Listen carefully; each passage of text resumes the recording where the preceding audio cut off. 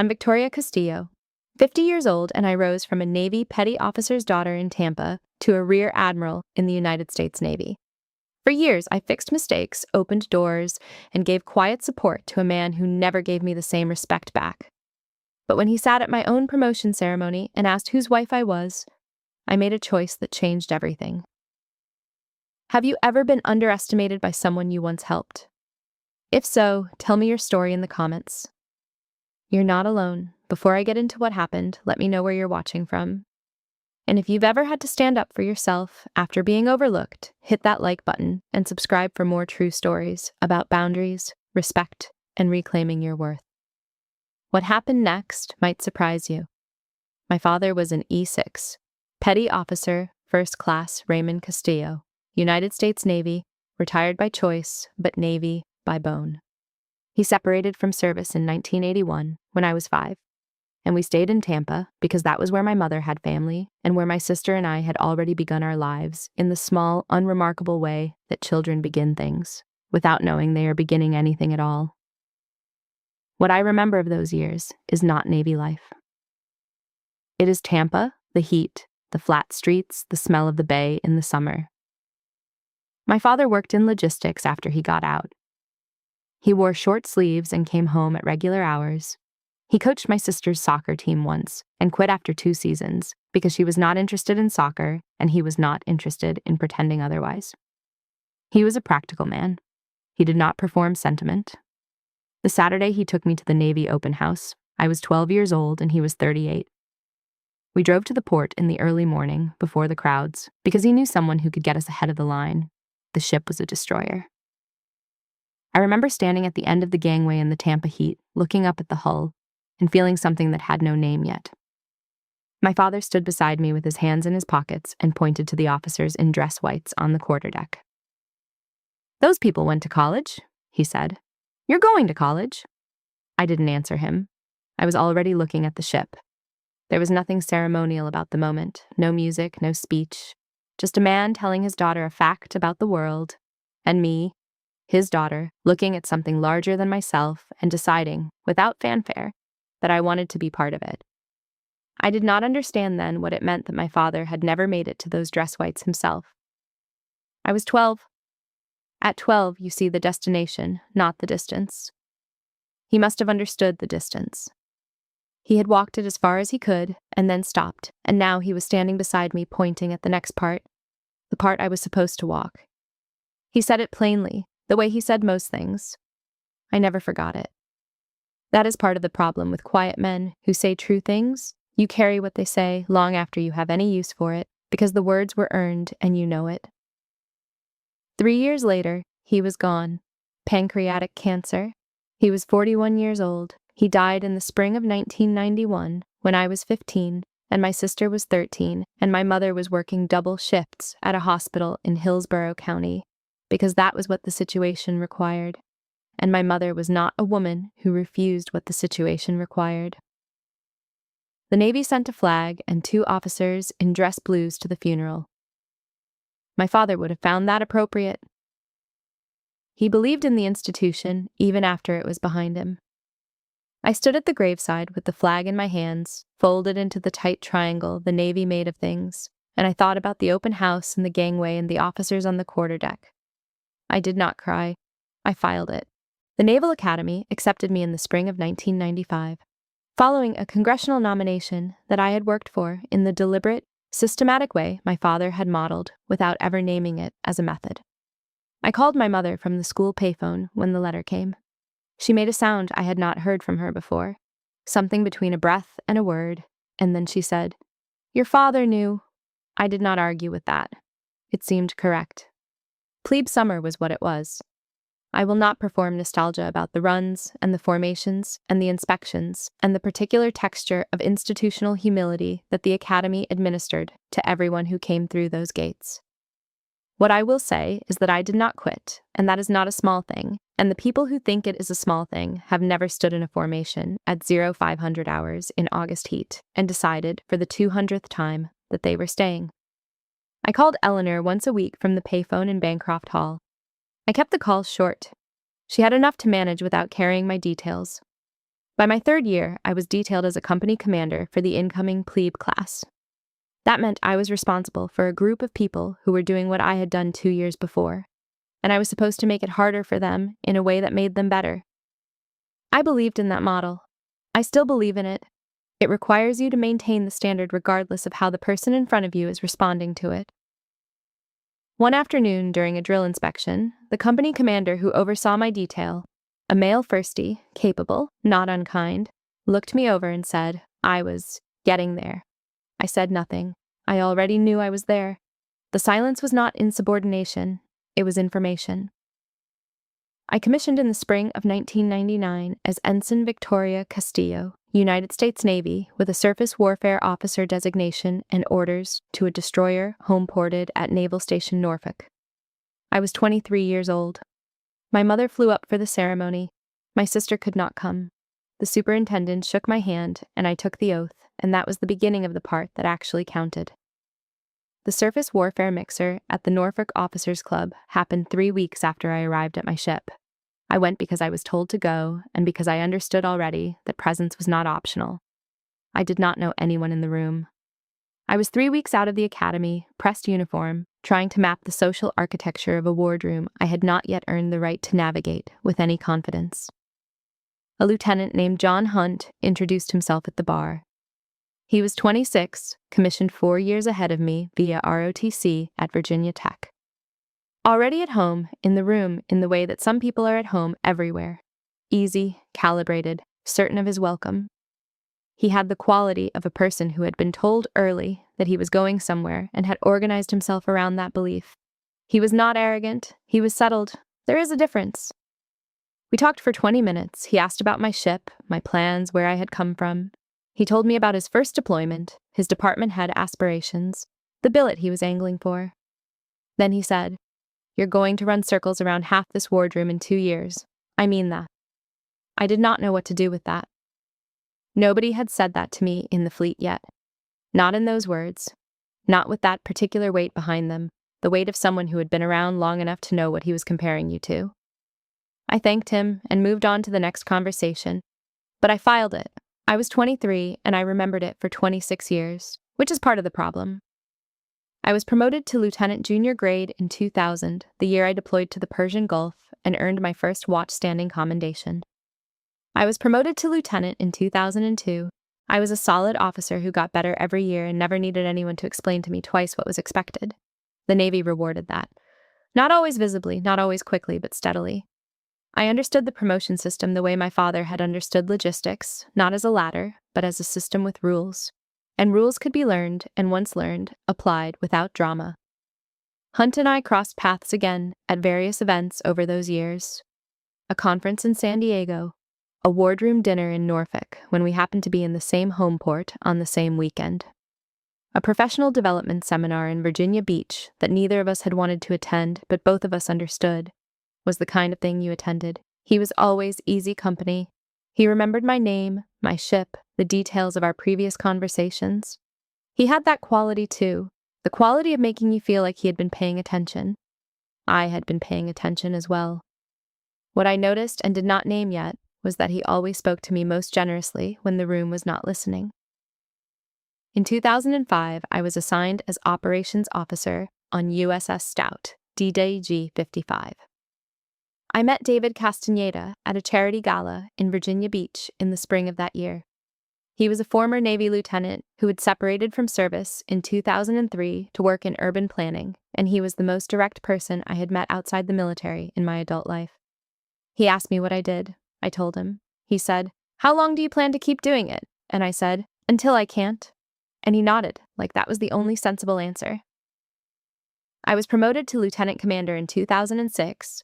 David and I married in a small ceremony in Virginia Beach that summer. He took my name. I kept mine. That was never a discussion. That was just what was true. John Hunt and his wife Emily attended the reception. It was a good afternoon. There were 4 of us who felt, in the particular way you feel such things before you have any evidence to the contrary, like we were all on the same side of something. Hunt gave a toast that was exactly the right length. Emily brought a gift that Eleanor still keeps on her kitchen windowsill. David shook Hunt's hand and said he'd heard good things. We stood in the late daylight by the water, and we were, by any observable measure, a group of people who liked each other. I did not know then what I know now, which is that the ledger between John Hunt and me had already started, and he was the only one not watching it. Between 2007 and 2019, 12 years passed in the way that careers pass, in deployments and staff tours and office corridors and mess halls and the specific silence of a Pentagon building at 0600 hours when you are the first person in and the work is already waiting. John Hunt and I moved through the same professional world across all of that time. Same home port, overlapping billets, the same corners of the surface warfare fleet. We were not close friends. We were something that the military produces in quantity and the civilian world has no clean word for. Colleagues who know each other well enough to be useful to each other and who have organized their relationship around that utility. I believed, for most of those 12 years, that it was mutual. The evidence that it was not arrived in installments, small enough each time that I could file them without acting on them, which is a skill I had, and which, in retrospect, I should have deployed less fluently. The first clear data point was February of 2007. I was a lieutenant commander on the Naval Surface Force Atlantic Staff in Norfolk. Hunt was a commander on the same staff, 2 grades ahead of me, responsible for a readiness brief that was due to the Admiral's office on a Tuesday afternoon. I was helping assemble the packet on Tuesday morning when I caught the errors. Force availability numbers that were wrong, sourcing that was dated by 6 weeks, analytical conclusions that would not survive a flag officer's first question. It was 45 minutes before the brief was scheduled. I corrected the data, reformatted the document under Hunt's name, and said nothing to anyone. The brief went to the Admiral's office clean. In the parking garage afterward, Hunt found me between the elevator and my car. "I owe you one, Vic," he said. "I mean it." I said, "Forget it." He did.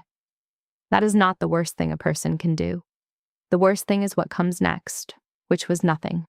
Not a returned favor, not a mention to anyone who mattered, not a single moment over the next 17 years when he reached back across that specific debt and acknowledged it in any concrete way.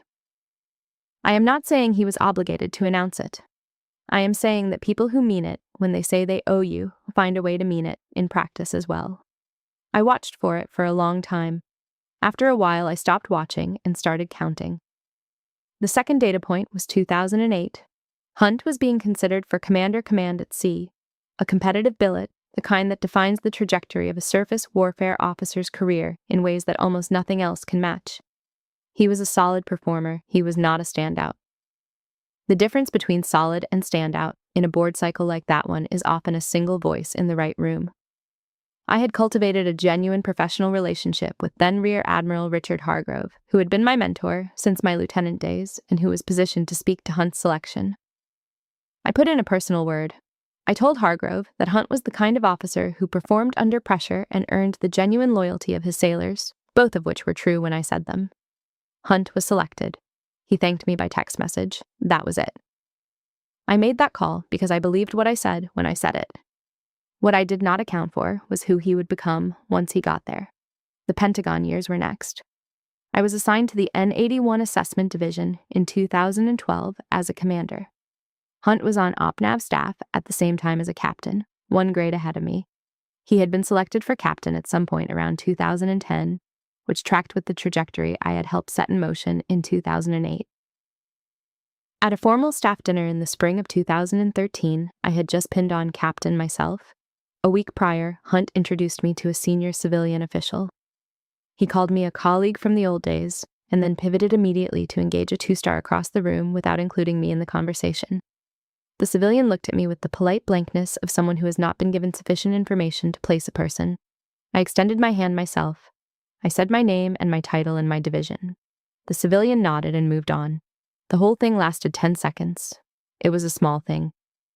Which is exactly how these things work, small enough that you question yourself for noticing, small enough that naming it out loud sounds like complaint, small enough that you can absorb it and keep moving. I absorbed it. I kept moving. I did not mention it to anyone. I filed it in the same place I had been filing things since the parking garage in 2007, in the part of my professional memory that I maintained not out of grievance, but out of accuracy. I am not a person who confuses those two things.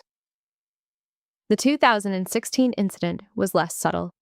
A joint staff position had opened, High visibility, the kind of billet that moves a captain's record in front of the people who make flag decisions. My record made me a natural candidate. Hunt recommended a male colleague instead. He told me over coffee the following week, "You weren't quite the right fit this time. These things cycle back around." He was not wrong that they cycle back. He was wrong about who decides when. I did not respond to that beyond a nod. I did not ask follow-up questions. I had learned by 2016 that the follow-up questions cost more than they returned, because the answers were always some version of the same answer, dressed in different institutional language. I moved on. I did not get the billet. I was assigned the following year as Deputy Commander, Naval Surface Force Atlantic, which put me in the sightline of flag selection in a way that was visible across the force to anyone paying attention. Some people paid attention for the right reasons. Others paid attention in the particular way of people who have been outpaced by someone they did not expect to outpace them. The last clear data point was a wardroom lunch in Norfolk in 2019. I was a captain. Hunt was a captain. There were 4 or 5 of us at the table, including Captain Lisa O'Neill, who was my closest peer in the force and the sharpest officer I had worked alongside in 20 years. Word had circulated quietly through the right channels that I was on the short list for flag selection. Hunt knew. Everyone at that table knew. He looked up from his plate mid-conversation and said, with a half-smile that was designed to make the comment seem casual, "Must be nice, right? The Navy's trying to diversify the flag corps." The table went quiet. Not loudly quiet. The kind of quiet that happens when something has landed and nobody wants to be seen having heard it. Lisa met my eyes across the table. I changed the subject to readiness metrics. I moved on. He said it like he was joking. People who are joking don't need the table to go quiet for them. People who are joking don't calculate, before they speak, exactly how much room exists between what they mean and what they can deny meaning. He said it like he was joking, and everyone at that table heard exactly what he meant. And I drove home on Interstate 264 with the radio off and my hands on the wheel and my face doing nothing in particular, which is the expression I had been perfecting for 12 years, without knowing I was going to need it on a pier in Norfolk in the summer of 2025. I was selected for Rear Admiral, lower half, in 2024. I was selected below zone, which means ahead of my year group. I received the news in a phone call from my detailer on a Tuesday afternoon, standing in my office at the Nav Surflant building. And I said thank you and wrote down what was required and hung up. Then I sat in my chair for a few minutes and thought about a Saturday in Tampa when I was 12 years old, and a man pointed at a quarterdeck and told me I was going to college. I thought about that for a long time. Then I picked up the phone and called David, and then I called Eleanor, and then I went back to work. Because that is what you do when the next thing arrives, you go back to work and you start getting ready for the next thing after that. The morning of the ceremony, I fastened the collar of my service dress whites in the bathroom mirror of our quarters at Naval Station Norfolk, and David straightened the back of my jacket without being asked, the way he had been doing before formal occasions for nearly 20 years, and neither of us said anything about it because we did not need to. Eleanor was in the kitchen making coffee, moving carefully around the small apartment she had been in for 2 days and did not yet know well. She was 75.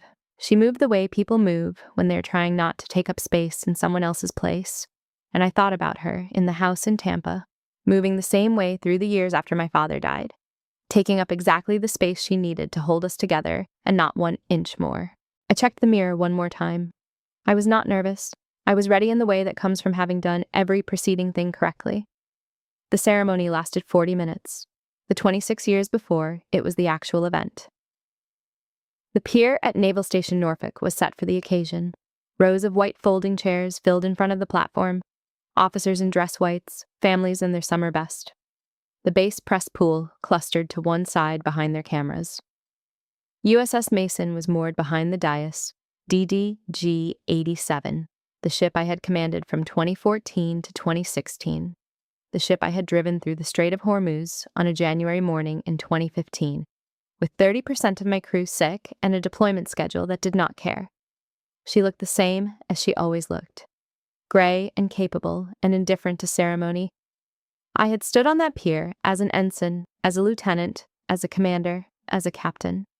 Each time the ship had looked different because I was different. That morning, Mason looked the same as the first time I ever saw her, and I finally understood why. I was done becoming something. I had arrived at what I was. The chaplain finished the invocation. I waited beside the bosun's mate with my citation folded under one arm. I could hear the water moving against the hull. I did not look at the audience. My mother was seated 2 rows behind John Hunt, a man I had known for years, a man whose name, record, and career I knew with the precision of someone about to report under my command. Captain John Hunt, United States Navy, Surface Warfare Officer, ROTC commissioned, home ported at Norfolk, 51 years old. 06, soon to be the most talked about man on this pier, for reasons that had nothing to do with his record. My name was called. I walked up onto the dais. Hunt leaned forward in his chair and said to his wife, loudly enough for the surrounding rows to hear, "Whose wife is she? And why is she standing up front?" Emily grabbed his arm. She had recognized me from the program. She said his name, 1 syllable, a warning. He waved her off and said something under his breath to the officer beside him, Captain Marcus Webb, seated to his left, something about civilians wandering into the wrong row. He chuckled quietly. Webb said nothing. I kept my eyes forward. I did not change my pace. I did not look at Hunt, and I did not look away from the podium, because there is no version of either of those options that belongs to a flag officer mounting a platform on the morning of her frocking, and I was already, in every way that mattered, a flag officer. Vice Admiral Richard Hargrove was standing at the podium. He was 65 years old. He had been a Rear Admiral when he endorsed John Hunt's command selection in 2008. He had been my mentor since my lieutenant days in Norfolk, and he had heard every word John Hunt just said, and he let the silence work for a full 3 seconds before he opened his mouth.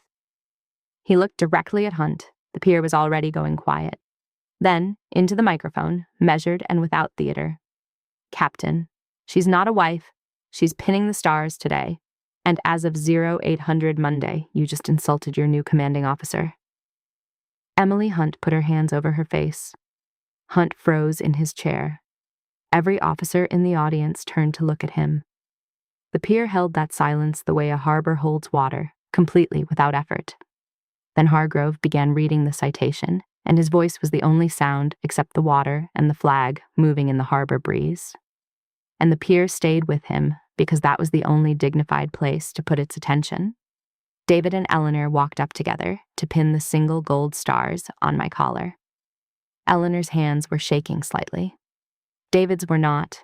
The bosun's mate piped me aboard as a flag officer, and the pipe carried clean across the harbor air and out past the bow of USS Mason. And the ceremony continued because that is what ceremonies are built to do. They continue regardless of what happens in the chairs. In the receiving line at the foot of the dais afterward, Hunt worked his way through the officers ahead of him and stopped in front of me. He stood straight. His jaw was set. He said, "Admiral, I want to say, I'm sorry, that was inexcusable." He meant it. I could see that he meant it. I shook his hand. 3 seconds, firm, professional. "I'll see you at the command brief," I said. "Monday, 0800. Then I moved to the next officer. The handshake lasted 3 seconds. My face was professional and unreadable. It was the most powerful thing I did all day. David drove home. Eleanor was in the back seat. For the first 5 minutes, nobody spoke, which was correct because there was not yet a language for all of it, and forcing language before it was ready is a particular kind of waste. Then Eleanor said, from the back seat, quietly, "Your father would have been standing up front." I nodded. I did not elaborate. David reached over at a red light and put his hand on my arm. That was the whole scene. She did not mean at the ceremony. She meant decades before it, pointing at the quarterdeck, telling me I was going to college. She meant that he had known what this morning looked like before I had any way of knowing it, and that he had organized his instruction around that knowledge, and that everything he gave me, the practical mind, the capacity to absorb without breaking, the ability to look at a situation clearly and decide what the situation required, had been pointed at this morning from the beginning. I thought about that in the car and did not say it because David's hand on my arm at the red light was already saying it. We got home in the late afternoon. Eleanor went to bed early. She was tired and had been managing her energy carefully for 2 days in a city that was not hers, for a daughter who needed her present. David and I sat on the back porch after she went in. He had poured me a glass of bourbon that I did not finish. The water was visible from the porch in the dark, the harbor lights reflected in it, and I sat there and I told him, for the first time, out loud, in sequence, from the beginning, about the readiness brief in 2007, and about the command advocacy in 2008, and about the dinner party in 2013, and about the billet in 2016, and about the wardroom lunch in 2019. I told him all of it in order, the way I would brief a commander on a situation, because that is the most honest form I have for large things, and David is the only person I have ever trusted to receive that form from me without translating it into something smaller. He listened without interrupting. He is very good at that. When I finished, he said, "How long have you been keeping that?" And I said, "Since 2007. He did not say anything else. That was right, too. I could have been angry. I had the material for it. 18 years of material, organized by date, available for retrieval. But anger is a spending account, and I had spent nothing on Hunt's behavior since 2007 because I understood early that spending it would not return the investment. What I chose instead was precision. I knew what had happened, I knew the sequence. I knew who owed what to whom in that professional record, and I knew that the record had not been corrected until a vice admiral spoke into a microphone on a pier in June of 2025, and that the correction had been witnessed by every officer on that pier, and that it would be in their professional memories for the rest of their careers. The record was corrected. That was enough. Lisa O'Neill called the following morning. She had been at the ceremony, she had watched Hunt's face when Hargrove spoke, and she had watched my face. And she had catalogued both with the same accuracy she brought to everything. She was direct, because she is always direct. "I can file something. Put it on the record. You say the word." I told her no. I had the record I needed. It was called a star. She did not argue with that. She said, "I just want you to know somebody else saw it." I told her I knew, and that it mattered, because it did. That night, after David had gone to bed and Eleanor was sleeping in the guest room, I stood in my home office in front of the wall of career photos, my commissioning at the academy, the change of command on Mason, the Pentagon years, the NAVSURFLANT staff photos, and I counted. Not out loud, not on paper. I counted what I had given and what I had received back, and I ran the calculation the way I ran any operational assessment. Not to determine fault, but to determine what I was working with. The math was simple, the lesson took longer. You cannot protect someone from the version of themselves they are determined to become. You can only decide what you're going to do with the accounting, and I had already decided. I turned off the office light and walked out. I did not look back at the wall. Monday morning, 0750. The Naval Surface Force Atlantic Command Suite. I walked in, and the room came to attention the way rooms come to attention when a flag officer enters, which is immediately and without ambiguity, because rank is a language that everyone in that building is fluent in and nobody translates wrong. I told them at ease. I took my place at the head of the table. The briefing materials were in front of me. The fleet schedules were on the board. The coffee was bad, which was consistent with every command suite I had ever operated in, and I did not comment on it because that was not what I was there for. Hunt was in the front row, dress blues pressed, jaw set. He had the posture of a man who had made a decision to be exactly as professional as the situation required, which was the correct decision, and I registered it without comment. I opened the brief without preamble. Readiness metrics, deployment schedules, outstanding action items, the state of surface, force, readiness across 3 destroyer squadrons. I did not look at Hunt any differently than I looked at anyone else. I looked at everyone with the same attention, which is to say, complete attention, because that is what the job requires, and I have never been able to do the job at partial attention. Command is not revenge, it is accountability, the kind that does not need an audience. 30 minutes into the brief, I called on him by name and rank. "Captain Hunt, your assessment of surface readiness for Desrin 28. He stood. He delivered it. His voice was careful, and there were no shortcuts and no stumbling, because he was, despite everything, a capable officer when the stakes were clearly defined and everyone in the room was watching. I nodded when he finished. "Thank you, Captain." I moved to the next item on the agenda. The room exhaled in the way rooms exhale when a pressure they have been holding releases without incident. After the brief, my flag secretary presented Hunt's change of command paperwork. He was scheduled to formally report to my command within weeks. I reviewed the assignment slate with the same attention I gave every document on my desk. I made no changes. I did not remove him from his billet, accelerate his evaluation timeline, or position him in any way that would read as either preferential or punitive. I signed the page and handed it back. That decision was invisible to almost everyone in the building. It was the one that defined the command I intended to run. Hargrove called that afternoon. He did not call to discuss the ceremony directly. He called about the command transition, the brief I had run, the staff posture, the readiness picture across the force. He said I had handled the brief well. I thanked him. He asked if I needed anything. I said, "Not from you, but thank you for Monday." He was quiet for a beat. Then he said, "That's what the microphone is for." I told him I understood, and I did, and we ended the call. 2 days later, Lisa caught me in the parking garage between the elevator and my car.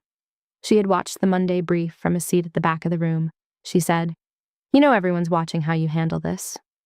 I unlocked the car without breaking stride and answered without looking back.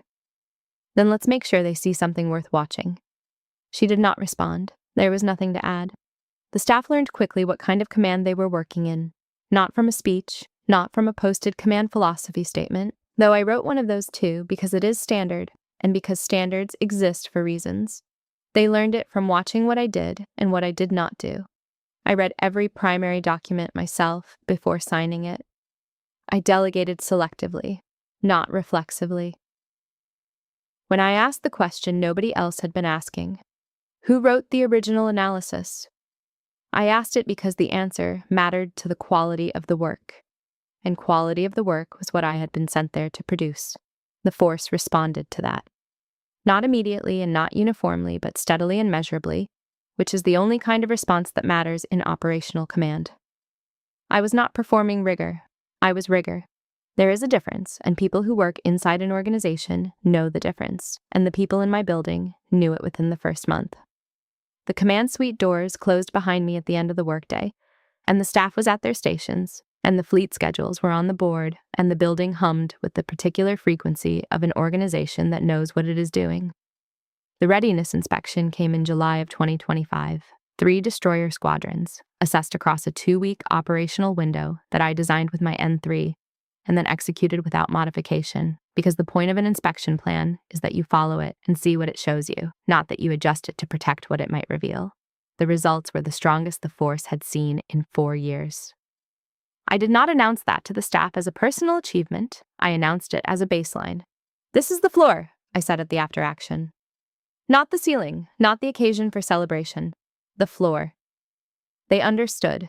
In August, a junior lieutenant on one of Hunt's ships filed an informal command climate complaint through proper procedure. The complaint did not name Hunt as the subject. It named a pattern of behavior in the command that the lieutenant had documented with some care and submitted with some courage, and my office received it and processed it the way my office processed everything, thoroughly, quietly, with due attention to the process and to the people involved. Hunt was required to submit a written assessment of climate conditions across his ships. He did so within 48 hours of the request. The document was direct and specific and honest, which was more than I had expected and less than I had required, and the combination of those two things told me something useful about where he was in the recalibration. Leadership is what happens when someone is watching who has the authority to act on what they see. I had watched for years from a position where I had no authority to act. I now had the authority. The watching looked different from this side of it. In September, Hunt sat across from me for his change of command counseling. I had scheduled it for 0800, which is when I scheduled everything, because 0800 is when the day belongs to work and not to the process of becoming ready to work. He was on time. He sat straight. He had the posture of a man who understood that what was about to happen in this room was going to tell him something about his future, and he was correct about that. I walked him through my command priorities in the order they were ranked: readiness, leadership, climate, professionalism. I covered each one with the specificity I brought to briefings, concrete metrics, defined expectations, named consequences. I never mentioned the pier. I never mentioned the readiness brief I had fixed in 2007, or the command billet I had advocated for in 2008, or the dinner party in 2013, or the Joint Staff Recommendation in 2016, or the wardroom lunch in 2019. I talked about the job. When I finished, I said, "My command priorities are 3: readiness, climate, professionalism. In that order, every time." "Any questions, Captain?" he said. "No, ma'am."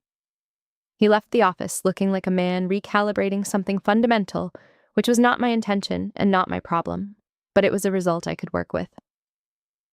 He never forgot the ceremony. I had not forgotten it either. What neither of us said in that room was more useful than anything we could have said, because what neither of us said created the space where a functional professional relationship could exist, and a functional professional relationship was what the mission required. I have spent my career organizing my behavior around what the mission requires. That did not change because the person across the desk from me had once asked whose wife I was in front of a pier full of officers. In October, I drove to Newport to speak at the Surface Warfare Officer School. The audience was junior officers, lieutenants, and lieutenant commanders, most of them on their first or second major sea tour. The phase of a career when you are learning the difference between what the institution tells you and what the institution actually does. I spoke about invisible labor. I spoke about the corrections made without attribution, the professional debts carried without acknowledgement, the difference between being valued and being used. I did not name anyone. I did not need to. I said, "The question was never whether I belonged at the front of that platform. The question is who forgot to look at the program." The speech was recorded on a junior officer's phone and circulated across the fleet without any promotion from anyone above 05. A female ensign in the back row of the auditorium took notes throughout, not looking up. I noticed her because she was the only person in the room who was writing.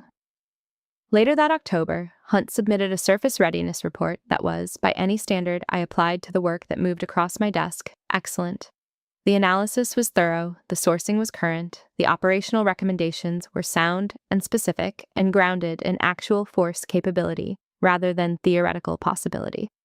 I annotated it with full approval and routed it upward with my endorsement. My endorsement on a document matters for the professional record of the officer whose name is on the cover page. I provided it because the work merited it, not because of our history and not despite it. What I gave him was not forgiveness. It was fairness. Those are different things, and it matters that you know the difference. Fairness means you apply the same standard to everyone regardless of what they have cost you personally.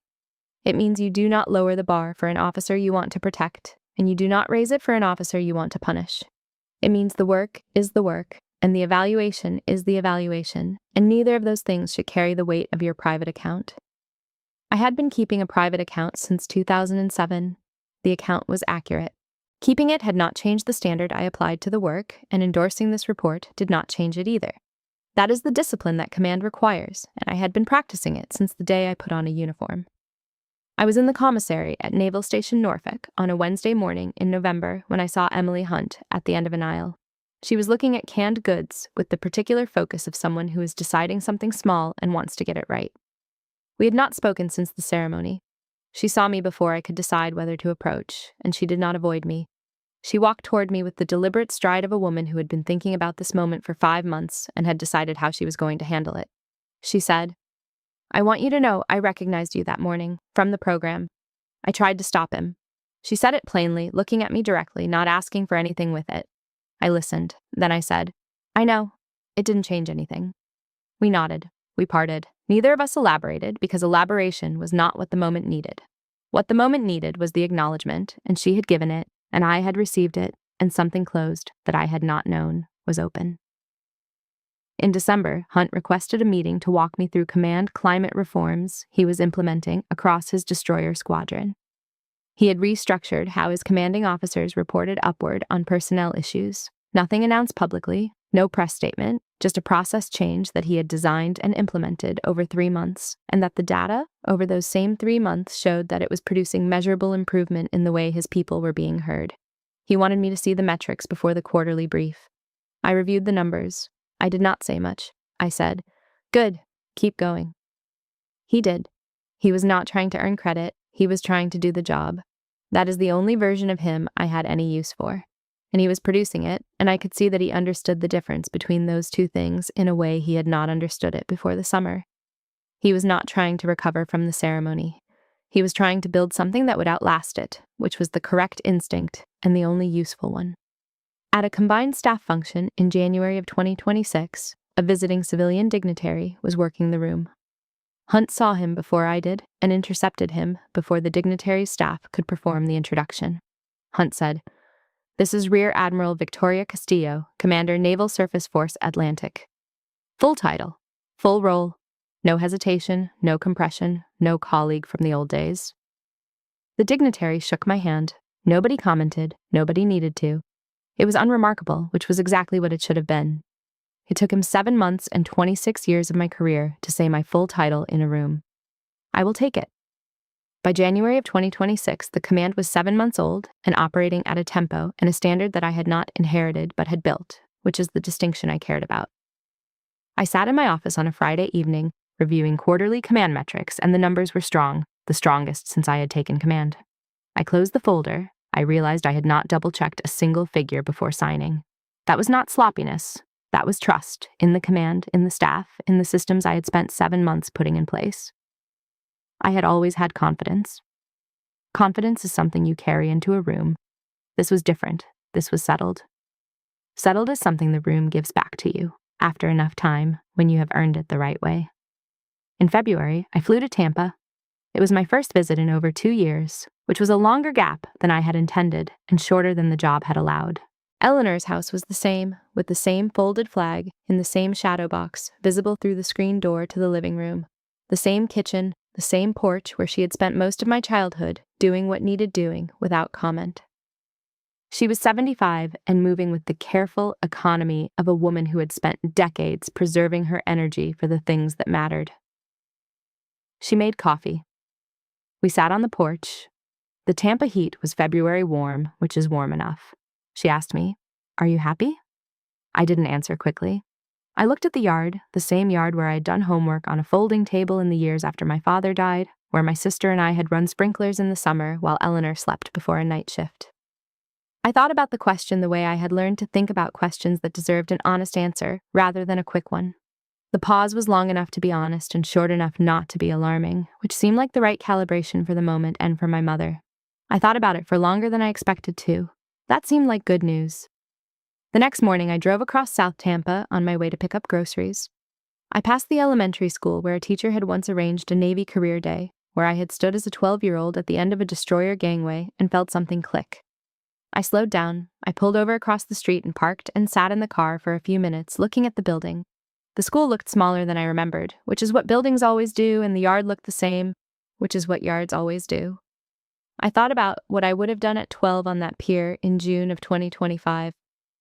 Whether I would have kept my eyes forward, whether I would have shaken the hand without commentary, whether I would have known that the silence was the answer. I knew the answer. I had done it. I drove back to Eleanor's house. On March 15th, 2026, I turned 50 years old. No party. David made my favorite meal, grilled fish, rice, a salad, with the specific combination of ingredients he had memorized in our first year together and replicated ever since, without variation, which I have always found to be one of the more quietly affectionate things a person can do. Eleanor called from Tampa.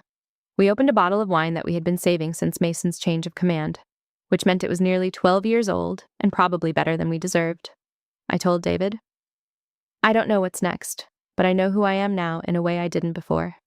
He nodded and poured more wine and did not make it into a speech. That is one of the reasons I married him. He understands when the moment has already said what needs to be said, and he does not try to improve it. After dinner, I sat on the porch of our Virginia beach house in the dark. The water was there, the way it always is, the harbor lights across it. I was not processing anything in particular. I was just present the way you are present when you have finished the long calculation and the answer has come out clean, when there is nothing left to carry forward except the fact of where you are. Something was coming. I did not know its shape yet, but I had spent enough years reading the operational picture to know when a thing is in motion before it arrives. The invitation came from the Surface Warfare Officer School in Newport in April of 2026. They wanted me to keynote the Spring Surface Warfare Designation Ceremony, the event where junior officers receive their SWO pins and step formally into the surface warfare community. I accepted the same day. I wrote the speech myself, alone, in my home office at 0500 hours over the course of 3 mornings. The coffee was good because I make it myself at that hour. I did not ask anyone to review the draft, as I knew what I wanted to say. I had known it in one form or another since a bosun's pipe cut across a harbor in Norfolk on a June morning 10 months earlier, and the knowing had been getting clearer ever since. I had given 100 speeches. This was the first one I wrote for the person I used to be. The drive to Newport was a Tuesday morning in May of 2026. David drove. We took the coast route because there was no reason not to, and the Connecticut shoreline in May is worth the extra 30 minutes, and I have spent enough of my life choosing efficiency over beauty that I have learned to notice when the calculation does not require it. We talked about nothing important for the first hour, which is the best kind of conversation for a long drive and one of the things I had missed in the years when long drives were rare. The Surface Warfare Officer School auditorium was full when I walked in. Ensigns and lieutenant junior grades mostly, the newest designated surface warfare officers and those about to be designated, in their dress whites, the room carrying the particular energy of people who are at the beginning of something they cannot yet measure and know it. I had stood in rooms like this one 27 years ago, filing things away that I did not yet have the framework to understand. I looked at them from the podium, and I saw myself at 23, pressed uniform, trying to locate the architecture of a world I had just entered. I also saw the 26 years between that version and this one. The distance looked different than I expected. Smaller, cleaner, like something you could actually cross. I spoke about the SWO pin and what it meant beyond the designation. I spoke about invisible labor, the corrections made without attribution, the professional debts that go unpaid and still shape the trajectory of careers that neither party fully understands they are shaping. I spoke about the difference between confidence and settledness, because they look similar from the outside and require entirely different things to build. Then I said something that had not been planned but arrived anyway. The way the true things arrive when you have been honest long enough. I quoted Hargrove's line from the pier, not to revisit the incident, not to name anyone, but because it had become a standard and not an anecdote, the kind of sentence that belongs to the people who need it, and not to the morning it was spoken. I said, "You are not a wife. You are not a husband. You are an officer of the United States Navy. Don't let anyone in this room forget that, especially not yourself." The room was quiet in the way rooms are quiet when something has been said that people intend to carry with them.